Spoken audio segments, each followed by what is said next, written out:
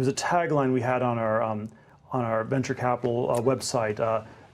They promised us flying cars, and all we got was 140 characters. Right. It was more a commentary on technology, that we were promised these massive breakthroughs that would transform the way the world works, and then that we got sort of incremental communication technologies, but not world transforming.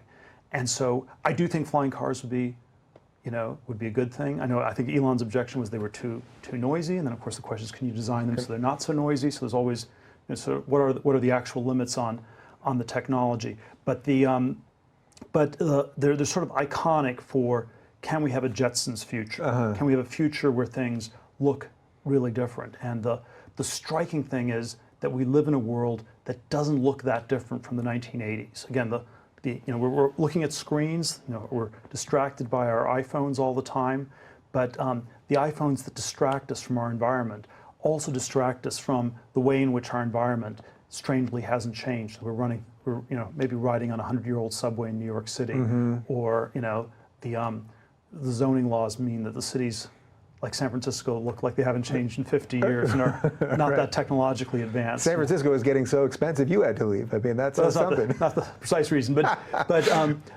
it basically so it's sort of like, can we have more technological progress than we have? And I think that one of the ways our society works, one of the ways liberal democracy or representative government works, is that you have a scientific technological progress going on in the background. You have growth. The pie is growing. If the pie grows, we can find creative ways to shift the pieces so that everybody gets more. When the pie stops growing, when there's no progress, then you end up with this polarized world with these zero-sum politics. For every winner, there's a loser. Anyone who succeeds is suspected of being part of some kind of a racket or something.